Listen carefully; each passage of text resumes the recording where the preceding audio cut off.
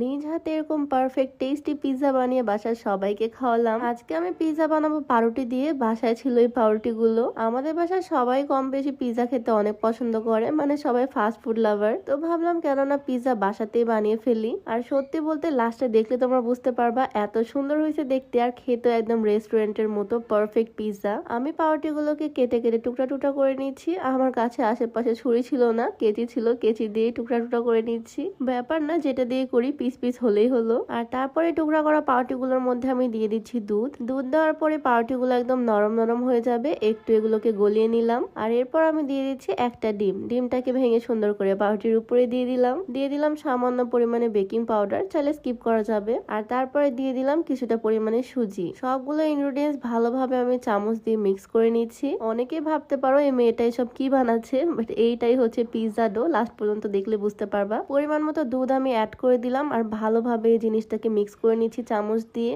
ভালোভাবে দুধ অ্যাড করলে পাউরুটি গুলো গলে যাবে আর ভালোভাবে এটা মিক্স হয়ে যাবে। কিছুক্ষণ মিক্স করার পর এই হচ্ছে ডোটার ফাইনাল লুক। এটাকে আমি কিছুক্ষণের জন্য রেস্টে দিব। এর মাঝখানে আমি আরো কিছু কাজ করে নিব। ছোট ছোট করে চিকেন পিস আমি কেটে নিছি পিৎজার টপিংস এর জন্য, যেহেতু আমি করতেছি চিকেন পিৎজা। আর তোমরা দেখলে বুঝতে পারবা মাত্র 10-12 মিনিটের মধ্যে এই পিৎজাটা রেডি হয়ে যায়। খুবই কম সময় লাগে, একদম ইনস্ট্যান্ট পিৎজা। আর তোমরা যারা লম্বা হতে চাচ্ছ, কোন রকমের সাইড এফেক্ট ছাড়াই মাসে 2 থেকে 3 ইঞ্চি পর্যন্ত উচ্চতা বাড়তে চাচ্ছ, তোমরা চাইলে এই হাইট গ্রোথ প্লাস সাপ্লিমেন্টটা ট্রাই করতে পারো। এটাতে যে উপাদানগুলো ব্যবহার করা হয়েছে প্রত্যেকটাই প্রাকৃতিক উপাদান। আর এটা বাংলাদেশের বিএসটিআই কর্তৃক অনুমোদিত হয়। এটাতে কোনো রকমের সাইড এফেক্ট নাই। এটা বানিয়ে খাওয়ার প্রসেসটাও খুবই সিম্পল। 1 গ্লাস গরম দুধের মধ্যে 1 চামচ পরিমাণে সাপ্লিমেন্ট গুলিয়ে মিশিয়ে খেয়ে নিলেই হবে। তো এইটা তোমরা পেয়ে যাচ্ছ শেক অ্যাভিনিউ ফেসবুক পেজে। তাদের পেজটা আমার ডেসক্রিপশনে মেনশন করে দেওয়া থাকবে, চাইলে ভিজিট করে আসতে পারো। তো এই ছোট ছোট মুরগির মাংসের টুকরাগুলোর মধ্যে আমি বাটা মশলা, গুঁড়া মশলা, লবণ সবকিছু দিয়ে দিলাম। লবণ, হলুদ, মরিচের গুঁড়া আর বাটা মশলা এই কয়েকটা ইনগ্রেডিয়েন্টসই দিছি। আর ভালোভাবে হাত দিয়ে মিক্স করে নিচ্ছি। যেহেতু একদম ছোট ছোট টুকরা করে কাটা, তাই এটা ম্যারিনেট করতে রাখার কোনো দরকার নেই, একদম সাথে সাথে ভেজে ফেললেই হবে।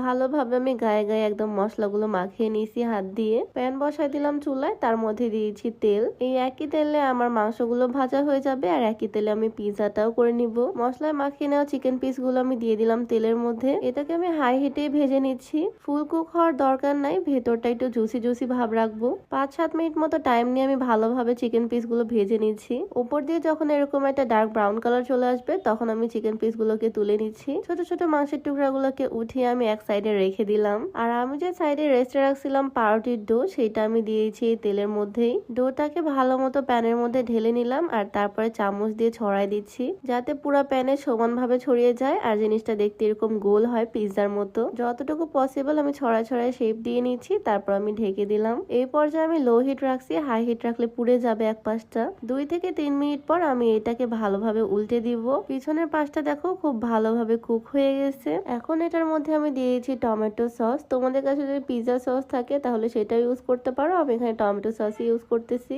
সসটাকে ভালোভাবে চামচ দিয়ে ছড়াই দিচ্ছি ফুল পিৎজাতে, যাতে প্রত্যেকটা স্লাইসে প্রত্যেকটা বাইটে সমানভাবে সস আসে। সস দেওয়া শেষে আমি দিয়েছি চিজ। গ্রেট করা চিজ গুলোকে আমি হাত দিয়ে উপর থেকে ছড়াই ছড়াই দিচ্ছি, একটু বেশি করে দিয়ে দিলাম ফুল পিৎজাতে। এটা হচ্ছে ফার্স্ট লেয়ার। এখন কিন্তু পুরাটাই করতেছি একদম লো হিটে। 1 থেকে 1.5 মিনিটের মধ্যে চিজ গুলো এরকম গলে যাবে। তারপর আমি দিয়েছি চিকেনের পিস গুলো। পিৎজার উপর দিয়ে আমি সুন্দর করে ভরপুর করে ছড়াই দিচ্ছি, যাতে ফুল পিৎজাটা একদম চিকেন চিকেন হয়ে যায়। দেখো পুরাটাতে আমি সুন্দর করে ছড়াই দিলাম। আর টপিংস এর জন্য আমার কাছে আছে একটা টমেটো, একটা পেঁয়াজ আর 2-3টা কাঁচামরিচ। এর বেশি বাসায় এখন ক্যাপসিকাম বা বেল পেপার কিছুই নাই, তাই টমেটো, কাঁচামরিচ আর পেঁয়াজটাকে কেটে নিলাম। এগুলোকে ইউজ করতেছি টপিংস হিসেবে। পেঁয়াজের টুকরাগুলো সুন্দর করে উপর থেকে ছড়ায় ছড়ায় দিচ্ছি। দেখো অলরেডি কিন্তু পিৎজার সুন্দর একটা লুক চলেও আসছে। এরপর আমি কিউব কিউব করে টমেটো কেটে রাখছিলাম, সেগুলোও দিয়ে দিচ্ছি ফাঁকা ফাঁকা জায়গাগুলোতে। মানে আমি টপিংস দিব একদম ভরে ভরে। একটু লম্বা লম্বা স্লাইস করে টমেটো কাটছিলাম, সেগুলোও দিয়ে দিলাম। দেন দিয়ে দিচ্ছি কাঁচামরিচ। দেখতে কিন্তু খুব কালারফুল হয়েছে, তাই না, এগুলো দেওয়ার পরে। আর সব শেষে উপর থেকে আবারও গ্রেট করে করে আমি চিজ দিয়ে দিলাম।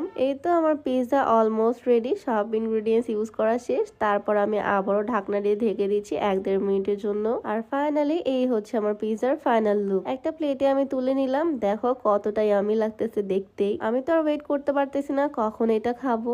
একদম চিজি চিজি হয়েছে আর দেখতে একদম দারুণ লাগতেছে। দেখেই আমার মনে হচ্ছে খেতে মনে হয় অনেক বেশি টেস্টি হবে, তাই তাড়াতাড়ি আমি ছুরি নিয়ে এসে কাটতে শুরু করে দিলাম পিৎজাটাকে। বাসার সবাই খাবে, তাই সবার জন্য পিস পিস করে নিলাম। আর সত্যি বলতে সবাই খেয়ে বলছে এটা অনেক টেস্টি হয়েছে। হয়েছে। 10 মিনিটে জাস্ট বাসায় থাকা ইনগ্রেডিয়েন্টস গুলো দিয়ে এত টেস্টি পিৎজা বানিয়ে ফেললাম আজকে নিজেই। তোমরাও কিন্তু চাইলে বাসায় এটা ট্রাই করে দেখতে পারো, অনেক ভালো লাগবে। তো আজকের ভিডিওটা তোমাদের কাছে কেমন লাগলো অবশ্যই জানিও। তো সবাই ভালো থাকো, দেখা হচ্ছে নেক্সট ভিডিওতে। আল্লাহ হাফেজ।